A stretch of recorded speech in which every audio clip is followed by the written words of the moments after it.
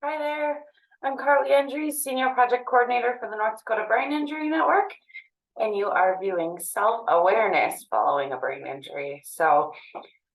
The intention is that you have your tip sheet out with you and you're making some notes and just following along with me about some ideas that hopefully can help with self-awareness. So Rebecca Quinn, our director, often says that if this is the one area regarding brain injury she could correct, this would be it. She could wave a wand and just make everybody's self-awareness intact. that would be what she would do. And I would have to agree, it is a huge barrier for a lot of survivors that have this lack of self-awareness. So let's talk about it. So what is self-awareness? It is the ability to assess your own abilities and limitations. So individuals with brain injury may not recognize changes in behavior or personality. So brain injury is much different than any of your other disability areas in that there's a distinct before and after. So someone with brain injury is typically born typical and develops typically, and then they have some type of life-altering thing that happens, right? Whether it be a TBI or an acquired brain injury, something happens to disrupt change in their brain, and then they are different after. And a lot of people really struggle with knowing their limitations now. Life is different. I probably can't do all the same things that I used to be able to do, but there's a struggle with that. That's really hard for someone with a brain injury to see. And there's also an acceptance piece that goes along with that. So what does a lack of self-awareness look like? Difficulty recognizing a problem while it is happening, okay? So the one example that we like to give on this one, we had a client that had a brain injury, moved back in with mom, went back to work, and when Rebecca would ask him, how's work going and how are things going? And he would be like, oh, fine, and the mother was like, not so fine, and so Rebecca asked him about, are you doing your own laundry?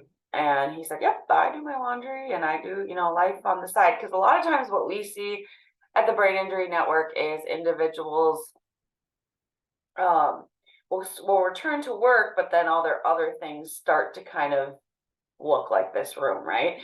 And so we just kind of were checking in on this individual to see if that was happening. Well, it was happening, but he wasn't aware because mom was doing laundry for him. And so we kind of talked about that she shouldn't do that she needs to let him have those natural consequences. And she said, well, he's going to go to work with stains on his clothes. And we said, well, then he goes to work with stains on his clothes. It sounds a little bit awful, but we need to kind of have those natural consequences to help us learn.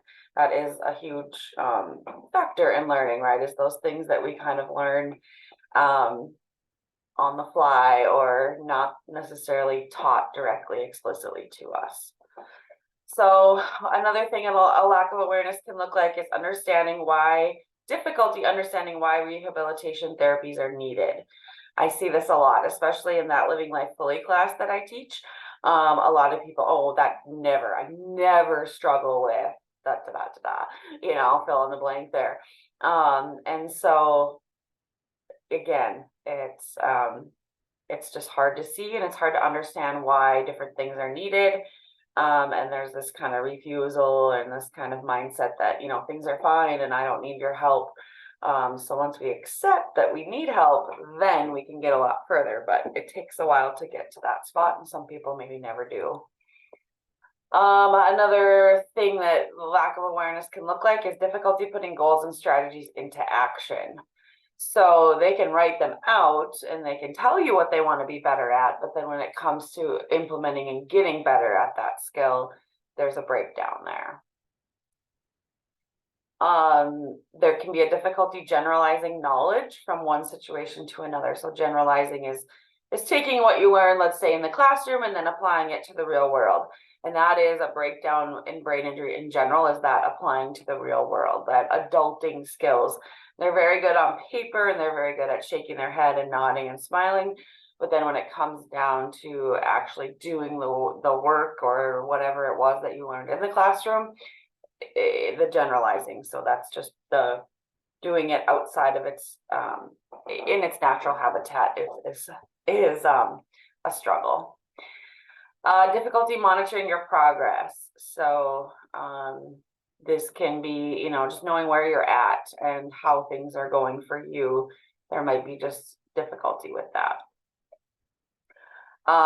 We see this quite a bit, not following recommendations of providers. So when things are recommended, there might be kind of that, you know, I don't need that. I'm, you know, I'm doing fine. When I think of like driving, a lot of people do not like to hear that they can't drive anymore. But oftentimes, driving does get taken away, and you know, it might be recommended to go back to driver's ed and kind of relearn some things, some skills.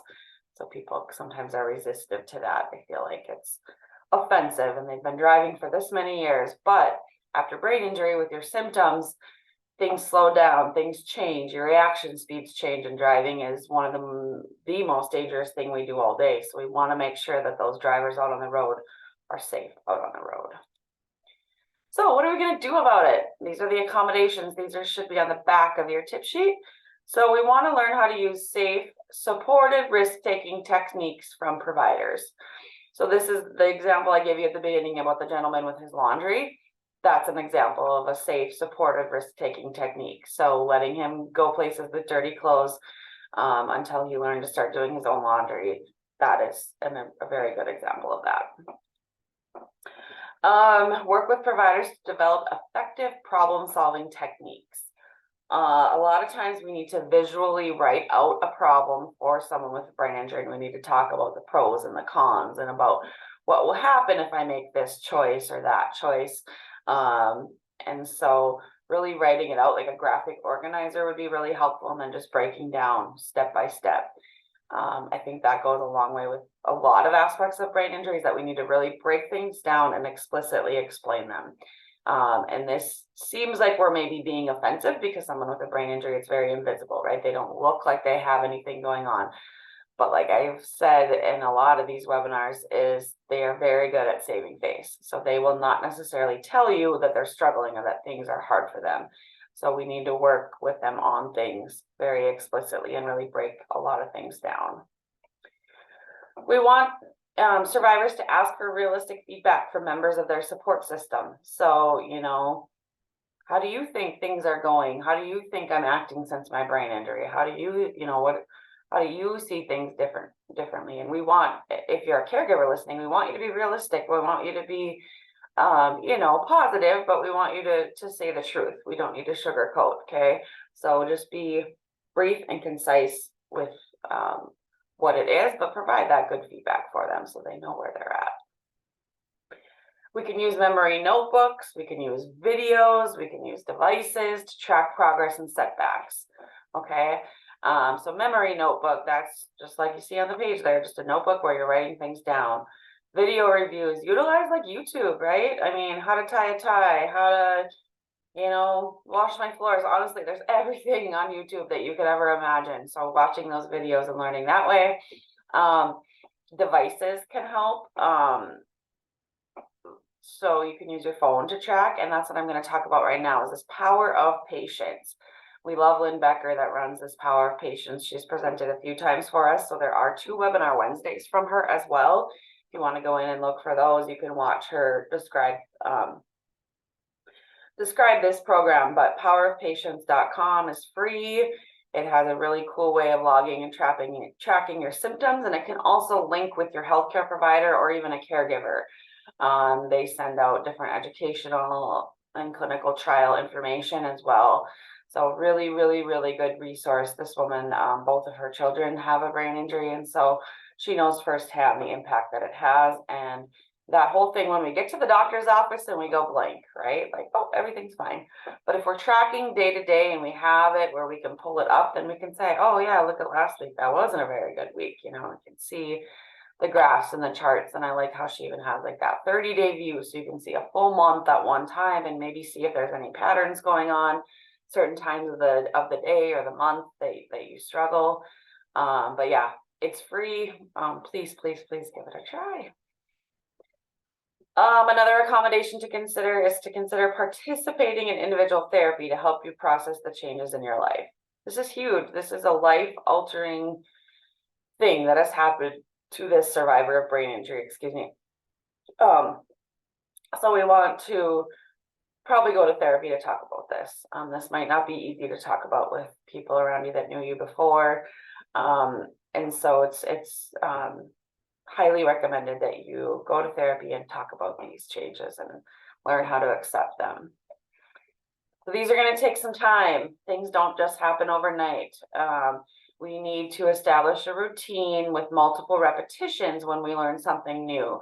I've read before that it takes 28 repetitions to create a habit, but that kind of depends on what you're talking about, and if you, whether or not you have, brain injury or not. And so, I would say for brain injury, it'd be way more than 28, probably close to 100, where we need to really practice things and take time for them and try them out. Things, again, are not just going to happen. We have to practice them. And particularly, we want to practice things when we're calm, when our emotions are stable. But yeah, really just being patient, right? Patience is such a virtue. It's a tricky one. A really good resource we give out a lot or recommend, and you can find this online, from Lash and Associates. It's called the Procedure for Assessing Awareness and Adjustment Following a Brain Injury.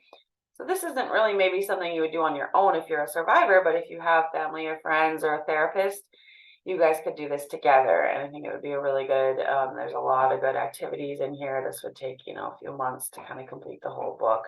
But it's got some really good information.